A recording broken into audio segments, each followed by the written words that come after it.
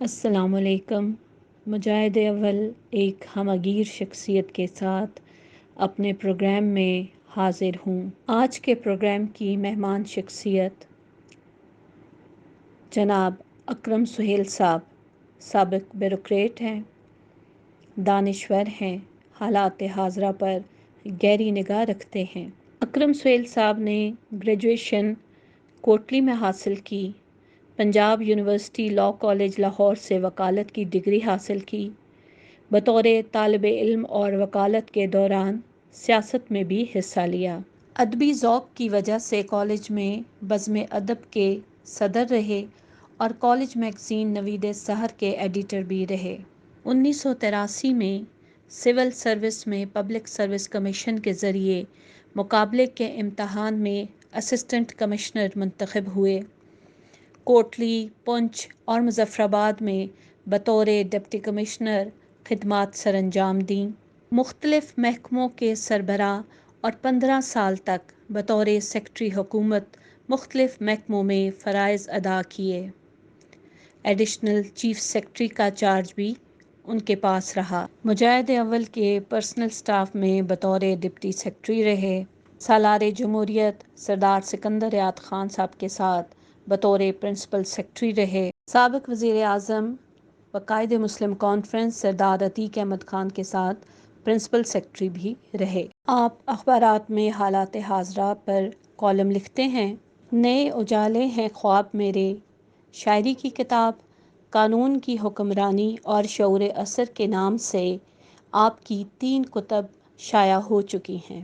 آئیے اکرم سہیل صاحب سے سوالات پوچھتے ہیں۔ اکرم سہیل صاحب، مجاہد اول کے ساتھ اپنی پہلی ملاقات کے بارے میں اپنے خیالات کا اظہار کیجیے۔ بسم اللہ الرحمن الرحیم۔ سب سے پہلے میں آپ کا بہت شکریہ ادا کرتا ہوں کہ آپ نے مجھے مجاہد اول سردار عبدالقیوم خان صاحب کے بارے میں بات کرنے کا موقع دیا ہے۔ میں نے ان کے ساتھ سرکاری حیثیت میں بہت عرصہ کام کیا ہے۔ جب وہ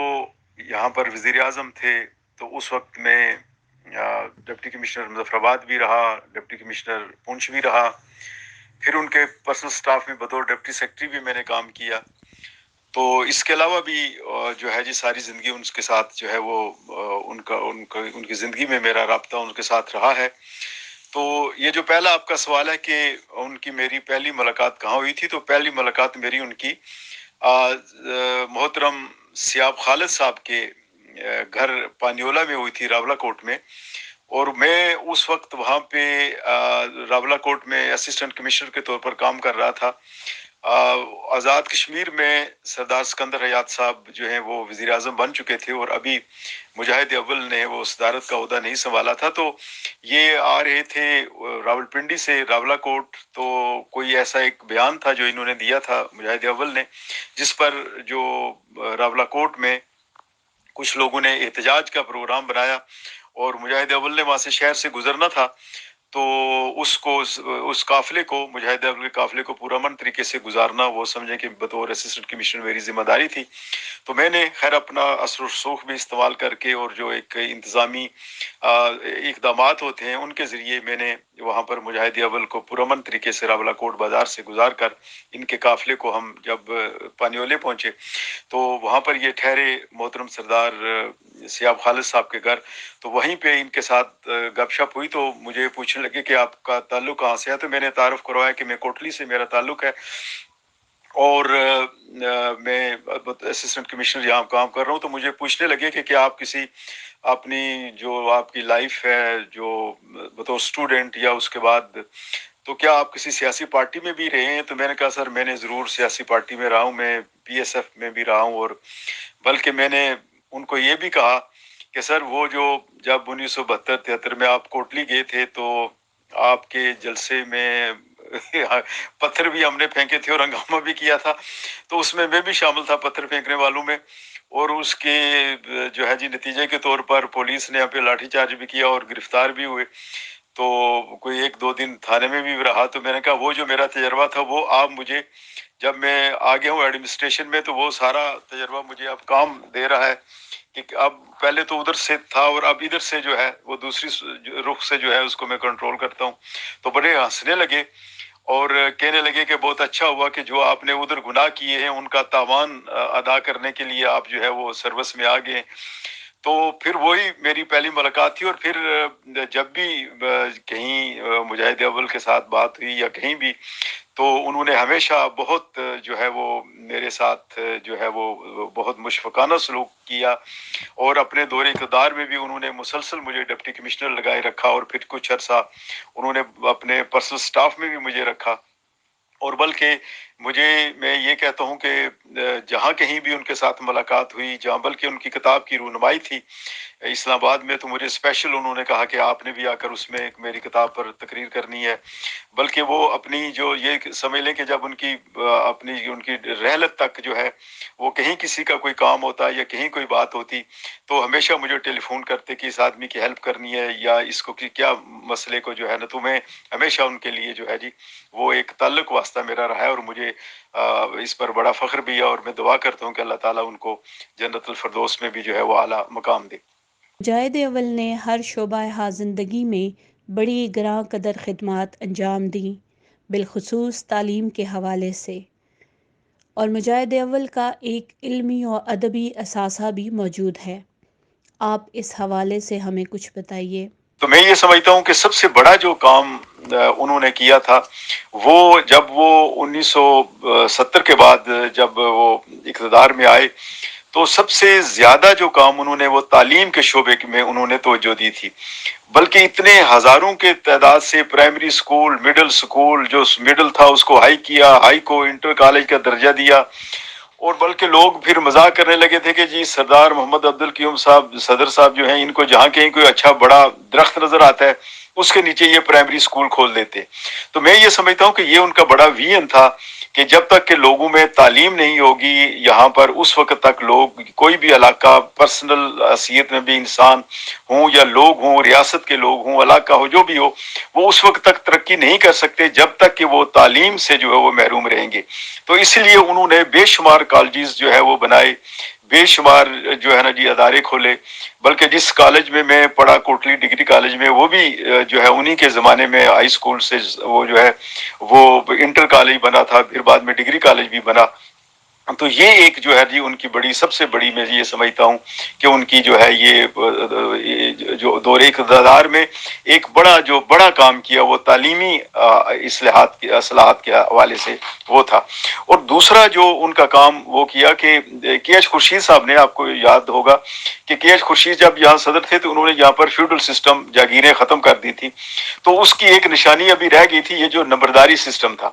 تو مجاہد اول نے آ کر اس جو ایک سمجھ لیں کہ ایک سامراجی اور ایک جو انسانوں کو غلام بنانے کے لیے ایک ڈوگرا عہد کی جو رسم تھی کہ نمبرداری سسٹم ہو،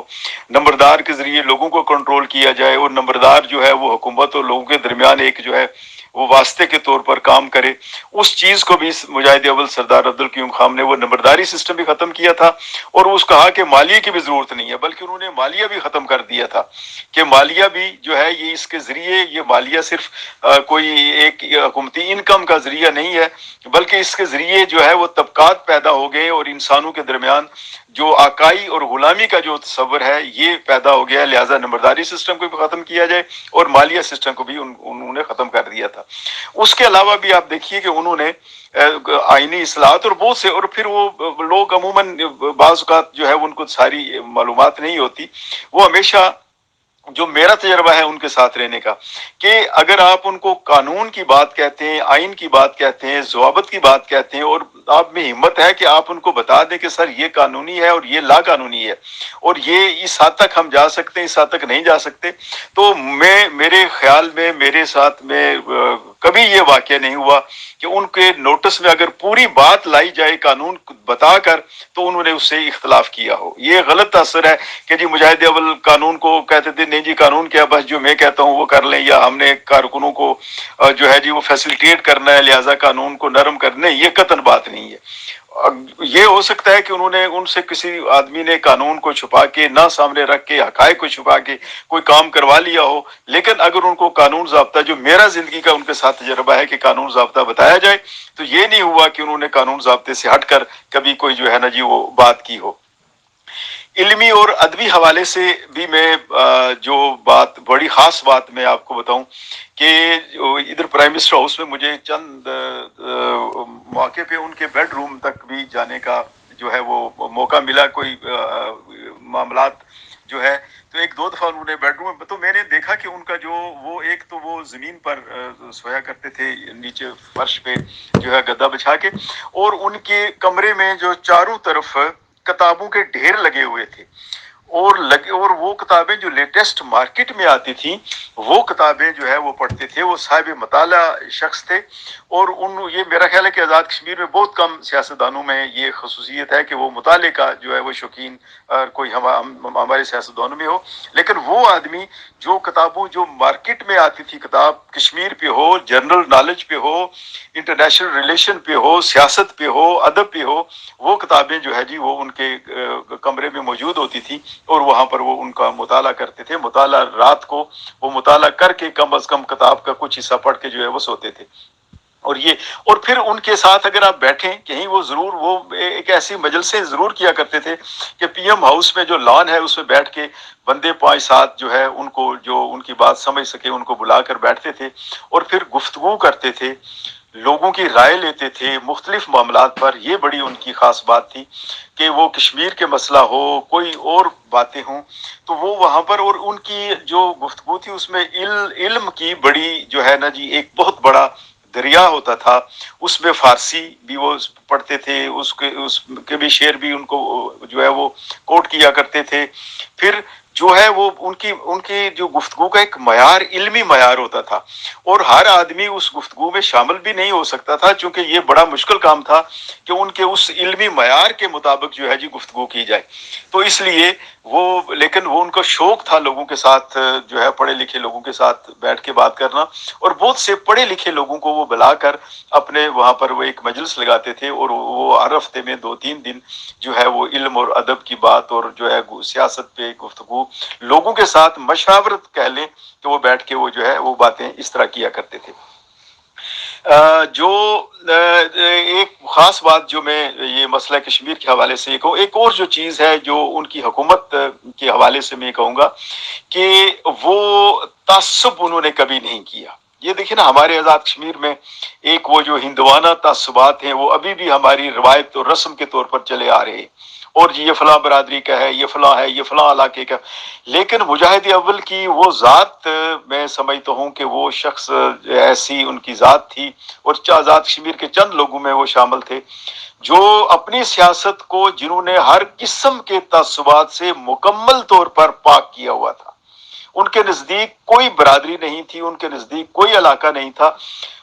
میرٹ پہ کام کرتے تھے، اور یہی ان کا جو بنیادی جو ایک فلسفہ کہہ لیں، یہ خاص ان کا اسپیسیفک ان کا رول ماڈل ہے کہ وہ کبھی بھی برادریوں کی بنیاد پہ انہوں نے سیاست نہیں کی، اور ان کی کامیابی کا بھی یہی راز ہے۔ یہ میں آج بھی کہوں گا کہ وہ لوگ جو سیاست میں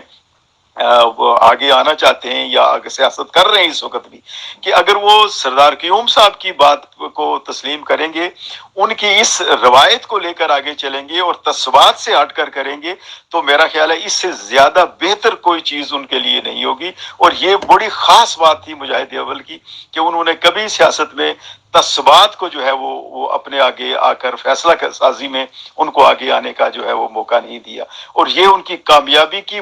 کلید جو ہے وہ یہی ہے۔ مسئلہ کشمیر کے حوالے سے بین الاقوامی سطح پر مجاہد اول کا ایک مؤثر جاندار کردار رہا،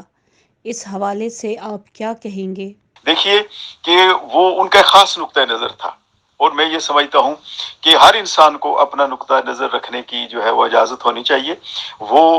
علاقے پاکستان کے ایک سٹانچ سپورٹر تھے، اور ان کے دین ایمان کا حصہ تھا،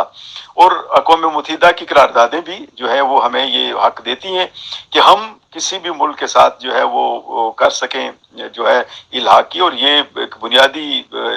جو ہمارا چارٹر ہے یو این کا، اور یو این کی قراردادیں ہیں، اس میں یہ ایک حق، اور وہ پاکستان کے لیے वो बल्कि वो कहते थे कि जो कहते हैं ना बिला दाम सफाई, उस तरह उनका एक रोल रहा है। और वो हमेशा पाकिस्तान की, और बल्कि वो देखिए कि पाकिस्तान की सियासत में भी वो जब PNA बना था तो उसके भी वो जो है उसमें एक बड़े, समझ लें कि एक बड़े स्ट्रॉन्ग सपोर्टर के तौर पर जो है उनको लिया गया था। और फिर जिसके सेक्रेटरी जनरल भी जो है वो बने थे जनाब सरदार सिकंदर अयाद साहब। तो इस तरह पाकिस्तान की सियासत में भी, बल्कि भुट्टो साहब ने उनको गिरफ्तार किया हुआ था। और जब पाकिस्तान में वो तहरीक चली भुट्टो साहब के खिलाफ 1977 में, तो भुट्टो साहब ने बाकायदा जो है वो हेलीकॉप्टर भेजा पलंदरी में, ये जेल में थे, और उनको बुलाकर कहा कि आप जो है ये अपना रोल अदा करें, और जो ये तहरीक लोग मेरे खिलाफ चला रहे हैं इनके साथ बैठ के बात करें और हमारा कोई वायदा कराएं। तो वो पाकिस्तान लेवल पर भी उनको जो है वो तस्लीम किया जाता था कि एक बड़े लीडर जो हैं वो हमारे हैं। तो मैं अपनी बात को जी इस बात के साथ जो ख़त्म करना चाहूँगा वो ये है कि अगर आप सरदार मोहम्मद अब्दुल क़य्यूम खान साहब की जो है वो ज़िंदगी से कुछ सीखना चाहते हैं, तो नंबर एक तमाम सियासतदानों के लिए ये बुनियादी है कि ये मुताला ज़रूर किया करें इल्म का, करंट अफेयर का और आज के हालात का। के मुताले के बगैर आप अपने इल्म को ना नहीं रख सकते। ज़माने के हालात, शऊर, जो असरी शऊर है उसके मुताबिक आप बात नहीं कर सकते। हमारे सियासतदान भी बहुत सी वो लगी बंदी जो बातें हैं वही इसलिए करते रहते हैं कि उनको आज का ज़माना कहाँ है, आज पाकिस्तान की जो है वो किस जगह पे खड़ा है, आज पाकिस्तान की जियो स्ट्रेटेजिक पोजीशन क्या है, आज हमें इस जियो स्ट्रेटेजिक पोजीशन में मसला कश्मीर को लेकर आगे किस तरह बढ़ना है, ये सारी चीजें जब तक आप मुताला नहीं करेंगे उस वक्त तक जो है वो आगे नहीं जाएंगे। और दूसरी बात जो मैंने पहले भी गुजारिश की है कि तस्सुबात से हटकर अगर आप चाहते हैं कि आज़ाद कश्मीर को एक अच्छी और एक बाशऊर कौम और एक गैर मुतस्सब जो है वो सियासत यहाँ पर की जाए और इस सोसाइटी को तस्बात से पाक किया जाए, तो मुजाहिद अव्वल की इस बात को मानना पड़ेगा और उनकी इस रवायत पे चलना पड़ेगा कि सियासत में जो है उसमें अपने आप को तस्बात से जो है वो मावरा रखना पड़ेगा। तो बहुत शुक्रिया, बहुत मेहरबानी। मैं एक बार फिर आपके इस ये जो सिलसिला चल रहा है जिसमें आप मुजाहिद अव्वल के बारे में लोगों की जो राय ले रहे हैं और लोगों तक पहुंचा रहे हैं, ये एक बहुत अच्छा सिलसिला है। मैं आपको इस पर मुबारकबाद भी पेश करता हूँ। बहुत शुक्रिया, मेहरबानी। अकरम सुहेल साहब, आपका बहुत शुक्रिया। आपने मुजाहिद अव्वल के साथ जो अपना वक्त गुजारा और उसकी तजर्बे की बुनियाद पर जो आपने बातें कहीं वो यकीनन काबिल तारीफ़ हैं और काबिल अमल भी हैं। इंशाल्लाह हमारी नौजवान नस्ल इससे ज़रूर मुस्तफ़ीद होगी। एक बार फिर आपका बहुत बहुत शुक्रिया।